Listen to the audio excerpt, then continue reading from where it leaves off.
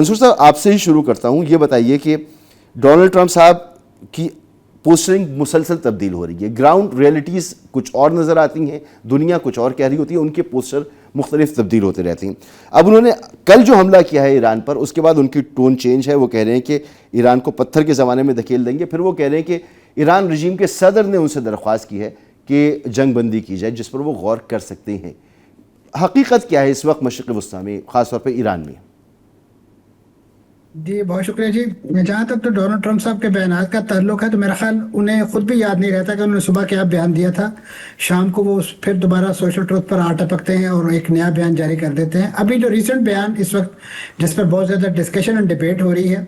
بنیادی طور پہ اس کا اگر آپ تھوڑا تجزیہ کریں تو اس کی جو ہسٹری ہے، اگر آپ جو ان کے وزیر جنگ کا اور ایک ان کے جنرل مکین جو ہے ان کا کل کا ایک دورہ جو انہوں نے کسی غیر اعلانیہ بیس پر کیا ہے، یہ اس کے ڈانڈے اس کے ساتھ ملتے ہیں، کیونکہ وہاں پہ اس پورے دورے کے دوران ان دونوں امریکی اہلکاروں کو وہاں پہ موجود جو امریکی اہلکار ہیں ان کی طرف سے انتہائی سخت کہا گیا، ان کے سامنے ایک لحاظ سے رونا رویا کہ ہمیں آپ کس گناہ کی سزا دے رہے ہیں، ہمیں کیوں اس جنگ میں دھکیلا ہے آپ لوگوں نے۔ یہی وجہ ہے کہ آپ نے دیکھا کہ اس پورے وزٹ کی کسی قسم کی کوئی ویڈیو، کسی قسم کی کوئی رپورٹ جو ہے وہ ٹی وی چینل پہ نہیں آئی، صرف اور صرف وزیر جنگ صاحب جو ہیں وہ کیونکہ بڑے اچھے اینکر بھی ہیں، انہوں نے اپنی لگے لپٹی انگریزی کے ساتھ جو ہے اسی نوعیت کے بیانات دے کے عوام کو اور غالباً الخرج کے علاقے کی آپ بات کر رہے ہیں جہاں پر 200 امریکی پائلٹس اور عملے کو انہوں نے ابھی نشانہ بنایا ہے، حملے کیے ہیں جی انہوں نے ڈکلیئر نہیں کیا سیکورٹی پوائنٹ آف ویو سے، لیکن یہ سچویشن تھی۔ تو اب یہ وہ سچویشن تھی کہ جس کے بعد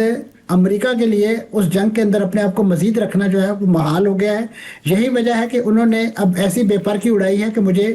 ایرانی صدر نے درخواست کی ہے کہ جی اس وقت سیز فائر کر لیا جائے یا جنگ بندی کر لی جائے۔ اب وہ جس شخصیت کو ایک بڑا معتدل مزاج اور اس نوعیت کا شخصیت قرار دیتے ہیں، لگتا ہے کہ ڈونلڈ ٹرمپ صاحب کو ایران کا جو اس وقت حکومتی میکنزم ہے اس کا بھی تعارف نہیں یاد، کیونکہ ایران کے اندر جو اس وقت مسعود پزشکیان ہیں وہ صدر تو ضرور ہیں لیکن معاملات یا اختیارات ان کے پاس نہیں ہیں۔ وہاں پہ جو نیشنل سیکورٹی کونسل ہے وہ بنیادی طور پہ سپریم پالیسی میکنگ باڈی ہے، اور اس کے بعد اس کے فیصلے جو ہیں اس کو انڈورسمنٹ یا امپلیمنٹیشن کے لیے پاسداران انقلاب کو بھیجا جاتا ہے، اور پاسداران انقلاب آگے فرض کرے اگر وہ مثال دیتے ہیں کچھ ٹینکرز کے گزرنے کی، تو اگر وہ منظوری نیشنل سیکورٹی کونسل نے دی ہے تو وہ احکامات پاسداران انقلاب کے پاس گئے، انہوں نے آگے نیول چیف کو بتایا کہ آپ اپنے فلاں یونٹ کو یہ بتائیں کہ وہ ان ٹینکرز کو گزرنے دیں۔ یہاں پہ مسعود پزشکیان کوئی نہیں ہے، اور جس شخصیت کا نام اس وقت باقر کالباف ہے وہ تقریباً 1980 سے پاسداران انقلاب کے ساتھ جو ہیں وہ وابستہ ہیں، اور وہ انتہائی سخت گیر موقف کے حامی اس وقت شخصیت ہیں، اور ان کے بارے میں اس نوعیت کی بات کرنا کہ وہ یہ مطالبہ کر سکتے ہیں تو وہ تو کئی بات اس بات کا انکار کر چکے ہیں کہ ہم کسی قسم کا کوئی سیز فائر نہیں کریں گے، کیونکہ سیز فائر بنیادی طور پہ ہم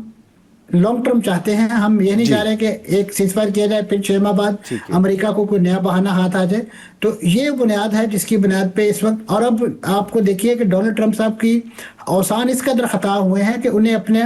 عوام کو اعتماد میں لینے کے لیے خود اپنے پبلک ٹی ویز پر آنا پڑ رہا ہے۔ وہ تقریباً 9-10 گھنٹے بعد ایک قوم سے خطاب کرنے جا رہے ہیں کہ جس میں انہوں نے امریکہ کے تمام پبلک اور پرائیویٹ ٹی وی نیٹ ورک کو ہائر کیا ہے، ان کا ایئر ٹائم خریدا ہے کہ میرا خطاب آپ نشر کریں تاکہ میں اپنا بیانیہ جو ہے وہ امریکی عوام کے سامنے رکھ سکوں اور اس کے حوالے سے ایک اپنی اوپینین بنا سکوں۔ آپ کے نزدیک ایسا نہیں ہے کہ ایران کی طرف سے کوئی درخواست کی گئی ہے جنگ بندی کی؟ آپ بھی اس آپشن کو جو ہے کر رہے ہیں۔